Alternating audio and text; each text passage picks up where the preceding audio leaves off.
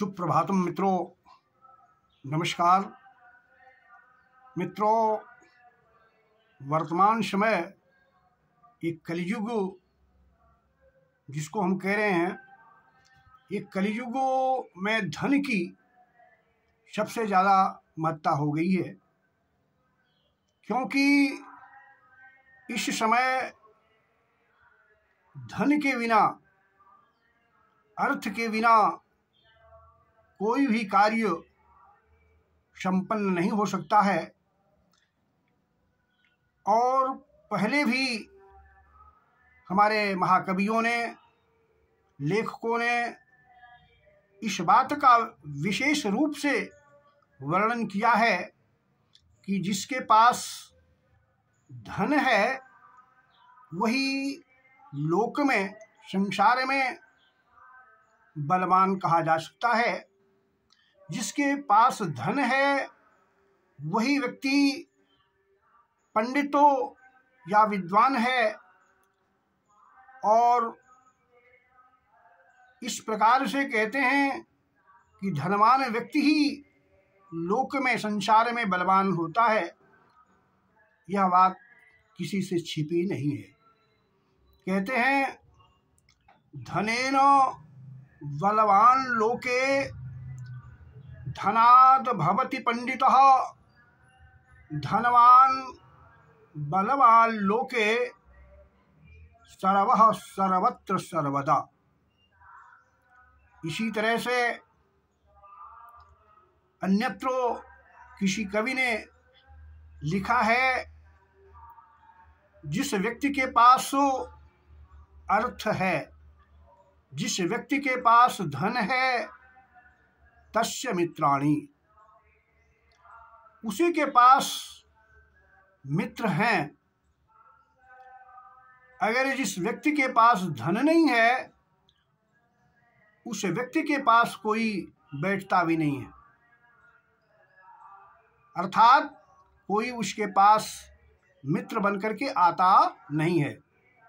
जिसके पास धन है उसी के पास बंधु बांधव भी आकर के बड़े प्रेम से बैठते हैं।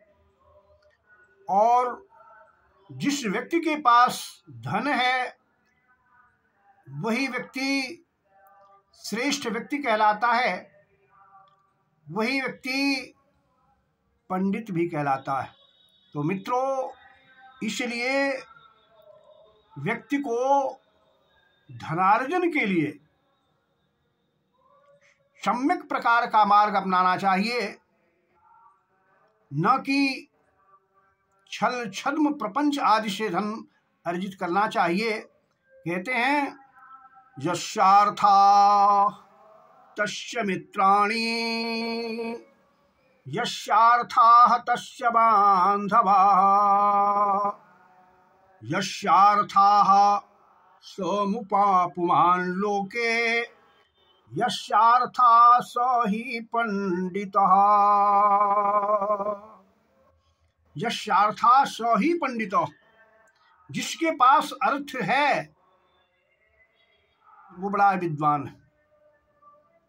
वो व्यक्ति कुछ भी नहीं जानता हो, फिर भी उस समाज में पूजा जाता है, लोग उसकी बातों की मर्यादा रखते हैं। इसीलिए अन्यत्र कहा गया यस्यास्ति वित्तं स नरः कुलीनः, स एव वक्ता स च दर्शनीयः।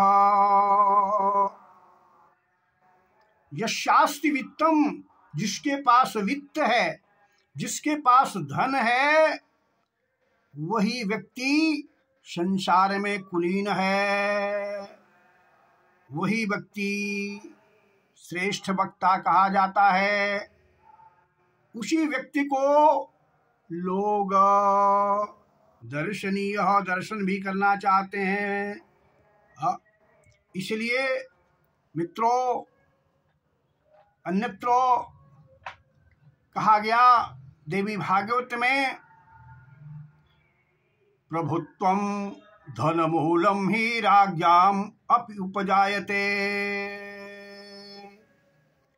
ये जो राजा लोग हैं ना, भले गुणहीन हों, लेकिन उनके पास धन का मूल होने के कारण से वो संप्रभु कहलाते रहे हैं, पूजे जाते रहे हैं। लोगों के द्वारा प्रजा उनका सम्मान करती रही है। इसलिए मित्रों, हमें आपको पुरुषार्थ के द्वारा, श्रम के द्वारा, परिश्रम से धन का अर्जन करना चाहिए। धनार्जन व्यक्ति के जीवन को संचालित करने के लिए, सम्यक प्रकार से चलाने के लिए अति आवश्यक है। हमें कभी भी हाथ पर हाथ रख करके भाग्य के भरोसे नहीं रहना चाहिए। इसीलिए कहते हैं कि व्यक्ति को सदैव पुरुषार्थ करने की आवश्यकता है, और पुरुषार्थ से ही भाग्य बनता है। भाग्य यद्यपि है, मानते हैं, लेकिन भाग्य भी पुरुषार्थ के द्वारा ही बनाया जा सकता है। अतः कहते हैं कि अगर आपके पास धन है और आप उस धन को विशिष्ट लोगों को, निर्धन लोगों को, याचकों को अगर देते नहीं हैं, दान में नहीं देते, और आपके पास धन है और स्वयं उस धन का, उस वित्त का उपयोग, उपभोग खाने में, स्वयं के खाने में नहीं करते हैं, तो कहते हैं कि उस धन से कोई लाभ नहीं है। अर्थात आप उस धन का जो संग्रह किए हैं, पुरुषार्थ से संग्रह करते हैं, उसको अपने लिए भी प्रयुक्त कीजिए। ये नहीं कि आप संग्रह करके रख दीजिए और उसको कोई दूसरा व्यक्ति उसका उपभोग करे। आपने मधुमक्खियों को देखा होगा, छत्ते लगाती हैं, इधर उधर से शहद को इकट्ठा करके लाती हैं, बड़ा सा छत्ता बनाती हैं, लेकिन उसका उपभोग क्या करता है, कौन करता है? एक दूसरा व्यक्ति ही सारे के सारे शहद को निकाल लेता है।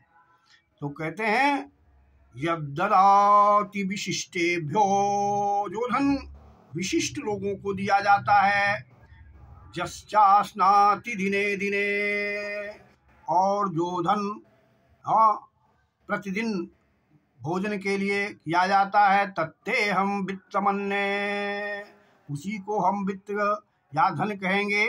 शेषम कस्यापि रक्षसी, शेष धन तो किसी की रक्षा करने के लिए होता है।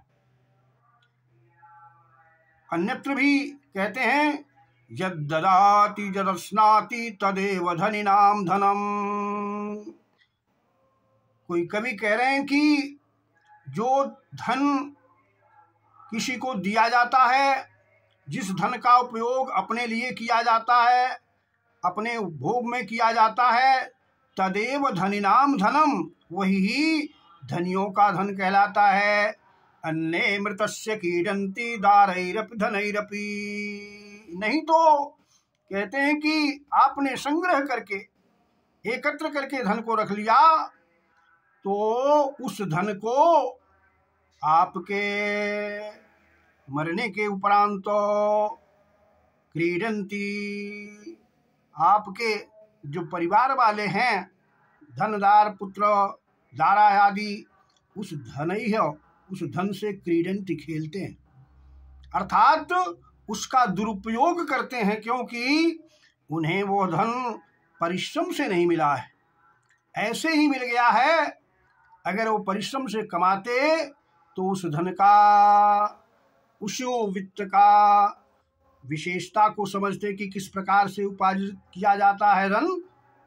नहीं तो आप देखते हैं कि ऐसे पुत्रों कलत्रों जिनके पास उनके पुरखों से धन प्राप्त हो गया है उसका दुरुपयोग करते हैं। इसलिए मित्रों, हमेशा धन की उपयोगिता को अपने जीवन में लाइए और धन को उपार्जित कीजिए अच्छे संसाधनों के द्वारा, परिश्रम के द्वारा। हम इसी शब्दों के साथ हम आपके जीवन की शुभकामनाएं चाहते हैं। आप धन के लिए, धनार्जन के लिए प्रयास करते रहें। धन्यवाद।